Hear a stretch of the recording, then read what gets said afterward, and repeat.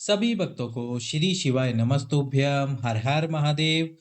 ओम नमः शिवाय। ज्येष्ठ महीना यानी कि वैशाख का महीना अब समाप्त हो चुका है और ज्येष्ठ महीने के पहले सोमवार के उपाय आपके सम्मुख में लाकर प्रस्तुत हैं हम। 27 मई को ज्येष्ठ का पहला सोमवार पड़ रहा है और इस पहले सोमवार के उपाय जो कि है निर्मलेश्वर महादेव और त्र्यंबकेश्वर महादेव। सबसे पहला उपाय निर्मलेश्वर महादेव के नाम से जो आपके जीवन के सभी दुखों को परेशानियों को समाप्त करता है। बस आपको विश्वास रखना होता है हमारे निर्मलेश्वर महादेव पर। वो कैसे करना है उपाय आपको इस वीडियो में हम जानकारी देंगे, पर इसके साथ ही आपको एक छोटा सा कार्य कर देना है जो आप हमेशा से करते हुए आ रहे हो, वीडियो को लाइक करने का, चैनल को सब्सक्राइब करने का और वीडियो को जो अधिक से अधिक लोगों को शेयर करने का। तो निर्मलेश्वर महादेव का उपाय आपको कैसा करना है? सुबह सुबह 27 मई के दिन आपको शिव मंदिर में पहुंच जाना है। क्या करना है इसमें? केवल आपको 5 वृक्ष की पत्तियां लेनी है। कितने वृक्ष? 5 वृक्ष जो अभी आपके आसपास में हो। नीम का वृक्ष हो, जामुन का वृक्ष हो, आम का वृक्ष हो, पपीते का वृक्ष हो या फिर नींबू का वृक्ष हो। अब आप बोलो नींबू का भी वृक्ष होता है? बिल्कुल होता है नींबू का वृक्ष। नींबू का वृक्ष हो या फिर सेजन की फली का वृक्ष हो या कोई सा भी वृक्ष क्यों ना हो, बस 5 वृक्ष की 5 पत्तियां ले लेना और एक श्वेत पुष्प ले लेना। श्वेत पुष्प कौन सा? सफेद पुष्प ले लेना कोई सा भी।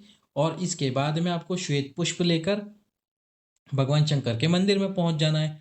अब सुबह सुबह ये 5 पत्तियों को भगवान निर्मलेश्वर महादेव का नाम लेना है। कौन सा? निर्मलेश्वर महादेव। निर्मलेश्वर महादेव के नाम से और आपकी कामना करते हुए आपको सबसे पहले तो वो 5 पत्ती एक साथ भगवान शंकर के शिवलिंग पे समर्पित कर देनी है। जो भी 5 पत्तियां आपने ली है, समर्पित करने के बाद में एक श्वेत पुष्प उन्हीं 5 पत्तियों के ऊपर समर्पित करना है। निर्मलेश्वर महादेव के नाम से आपकी कामना बोलनी है। बाबा आपकी कामना शीघ्र अतिशीघ्र पूर्ण करेंगे। सोमवार के दिन निर्मलेश्वर महादेव का उपाय ये अवश्य ही कीजिए। अब सोमवार का दिन है तो क्यों ना आपको एक बार फिर से बता दिया जाए। जिन माताओं बहनों के रजस वाला धर्म बंद है, रजस वाला धर्म नहीं आता है, पीरियड नहीं आता है, कोई सी भी समस्या है और उनकी इच्छा है संतान प्राप्ति की, तो वह सोमवार के दिन, वैशाख पहले सोमवार के दिन सफेद आंकड़े की जड़ को लाकर भगवान शंकर के शिवलिंग पे से 21 बार घुमाकर तुम्रुकेश्वर महादेव के नाम से अपनी कमर में बांध ले और इसके बाद में एक पीपल का पत्ता प्रतिदिन समर्पित करके उस पीपल के पत्ते को गाय के दूध में उबालकर, उबालने के बाद में पीपल के पत्ते को किसी भी वृक्ष के नीचे रख दीजिए और फिर दूध को पति और पत्नी प्रतिदिन पीजिए। 1 महीने तक ये दूध वाला उपाय आपको अवश्य ही करना है। 1 महीने तक ये दूध वाला उपाय कीजिए, बाबा आपको निश्चित रूप से संतान प्राप्ति कराएगा। जिन माताओं बहनों के रजस वाला धर्म बंद है उनके लिए। अब दूसरा उपाय बताते हैं हम आपको त्र्यंबकेश्वर महादेव का। त्र्यंबकेश्वर महादेव का ये उपाय है यदि आपके जीवन में विषम परिस्थितियां आ गई है। विषम परिस्थितियां कैसे आ गई? मान लो कि आपके जीवन में आप चाहते हो, विषम परिस्थितियां किनको कहा जाता है? आप करना कुछ और जाते हो कुछ और जाता है। बनाने जाते हो सब्जी, बन जाती है रोटी। करने जाते हो कुछ और काम, हो जाता है कुछ और काम। तो इन्हीं परिस्थितियों को, या फिर आप जिस भी कार्य में हाथ डालते हो या तो वो कार्य उल्टा होगा या वह कार्य बिगड़ जाएगा। तो ये हमारे जीवन की विषम परिस्थितियां हैं। तो इन विषम परिस्थितियों को समाप्त करने के लिए घर पर ही आपका जो हाथ हो, इस हाथ में आपको सबसे पहले एक रुद्राक्ष रखना है। कोई सा भी रुद्राक्ष हो आपके पास में, वो एक मुखी से लेकर 21 मुखी तक का कोई भी रुद्राक्ष हो, उसको रखना है त्र्यंबकेश्वर महादेव। कौन से महादेव? त्र्यंबकेश्वर महादेव के नाम से। अब इस रुद्राक्ष को रखने के बाद में इसके ऊपर आपको 3 बार त्र्यंबकेश्वर महादेव के नाम से जल समर्पित करवाना है। स्वयं नहीं करना, करवाना है। घर में कोई बेटी हो आपकी, उससे करवाओ, या आपकी कोई बहू हो उससे करवाओ, लेकिन करवाना नारी से, यानी कि माता से, बहन से, महिला से ही करवाना, किसी पुरुष से नहीं। 3 बार जल समर्पित करवाना त्र्यंबकेश्वर महादेव के नाम से। और उसके बाद में तीनों देवों का आपको स्मरण करना है। ब्रह्मा विष्णु महेश, इन तीनों का स्मरण करके फिर ये जो रुद्राक्ष है, इस रुद्राक्ष को कहीं साइड में रख देना और जो जल आपके हाथ पर हो उस जल को आपके नयनों से लगाना त्र्यंबकेश्वर महादेव के नाम से और जल का आचमन करना। आचमन करने का मतलब है उस जल को पी लेना त्र्यंबकेश्वर महादेव के नाम से। बाबा त्र्यंबकेश्वर आपके जीवन की सारी परेशानियों को, समस्त दुखों को समाप्त कर देंगे जो भी आपके जीवन में चल रहे होंगे। अगला उपाय, अब अगला जो उपाय है वो है कनेर के पुष्प वाला उपाय। जैसा कि आप स्क्रीन पर देख ही रहे हो, ये है कनेर का पुष्प और ये है कनेर के पुष्प को समर्पित करने का तरीका। तरीका मतलब जब भी आप कनेर का पुष्प समर्पित करोगे, जिस भी दिशा से कर रहे हो, मैंने दक्षिण दिशा से समर्पित करा था तो इसकी डंडी आप देख सकते हो मेरी तरफ है। पुष्प वाला भाग आपके विपरीत रखना बस। तो आपको आपकी मनोकामना पूर्ण करने के लिए 9 कनेर के पुष्प लेने हैं।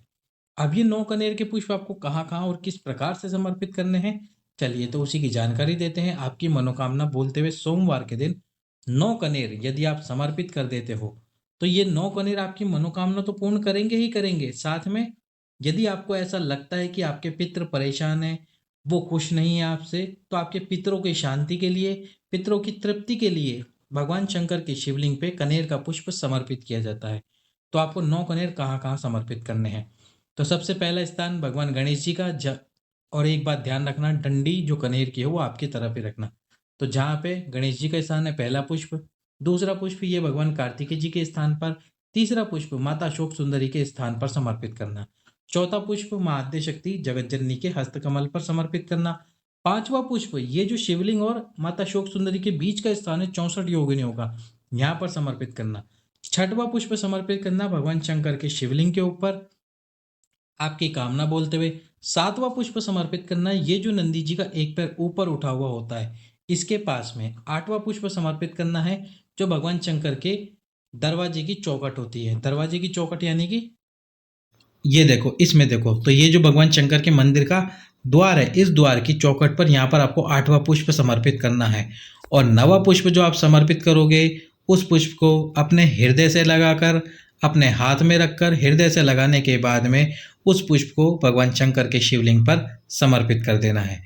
नवा पुष्प जो सबसे महत्वपूर्ण पुष्प है उस पर आपको आपकी मनोकामना एक बार फिर से बोलनी है और उसको समर्पित करना है। तो एक बार फिर से समझ लीजिए, भगवान गणेश जी, कार्तिकेय जी, माता अशोक सुंदरी, चौथा पुष्प माता पार्वती, पांचवा पुष्प ये 64 योगिनियों का स्थान, छठा पुष्प शंकर जी का शिवलिंग, सातवां पुष्प नंदी जी का जो एक पैर ऊपर उठा हुआ है, आठवां पुष्प दरवाजे पर और नवा पुष्प आपकी मनोकामना बोलते हुए समस्त मनोकामनाओं को पूर्ण करने के लिए ये पुष्प समर्पित कीजिए।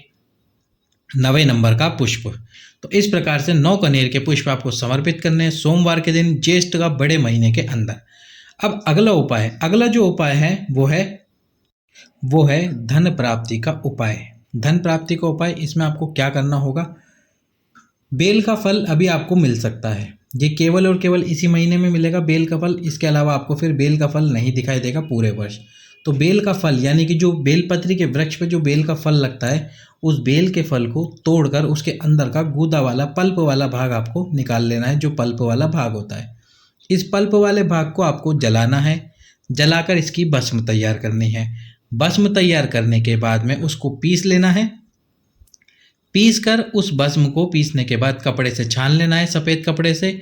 और छानने के बाद में 5 सोमवार, 4 सोमवार तो ज्येष्ठ महीने के हो जाएंगे और एक 5वां सोमवार जो अगले महीने आएगा ज्येष्ठ के बाद वाले महीने में, ये 5 सोमवार जब भी आप शिव मंदिर में जल चढ़ाने जाए, पूजा करने जाए, अपने साथ में वो थोड़ी सी भस्म लेकर जाए।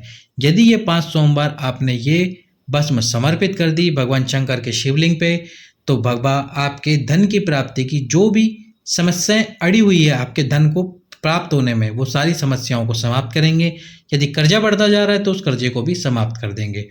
5 सोमवार ये बेलपत्री के फल वाली भस्म जरूर समर्पित करें भगवान शंकर के शिवलिंग पे। अगला उपाय, अगला जो उपाय है वो है आपके मन की कामना, आपके मन की व्यथा को शिव जी के सम्मुख में प्रस्तुत करना और उसको बाबा से पूर्ण करवाना। तो सबसे पहले 5 दुर्वा, दुर्वा यानी कि दूबा जिसको हम घास भी बोलते हैं, वो लेनी है। एक अक्षत लेना है जिसकी तीनों पत्तियों पर आपको चंदन लगा लेना है। लाल चंदन हो तो लाल चंदन, पीला चंदन है तो पीला चंदन, और एक लेना है आपको चावल का दाना जिसको हम अक्षत बोलते हैं। ये तीनों वस्तुओं को अपने हाथ में रखकर 64 योगिनियों का स्मरण कर कर, ये जो इतना सा स्थान है शिवलिंग में जो इतना सा स्थान है 64 योगिनियों का, इस स्थान पर सभी वस्तुओं को समर्पित कर दीजिए आपकी कामना बोलते हुए, आपकी मनोकामना बोलते हुए। भोले बाबा आपकी वो सभी कामनाओं को पूर्ण करेगा जिस भी कामना से आप ये उपाय करेंगे। तो ये थे सोमवार, ज्येष्ठ बड़ा सोमवार के उपाय। सभी भक्तों को श्री शिवाय नमस्तुभ्यम। हर हर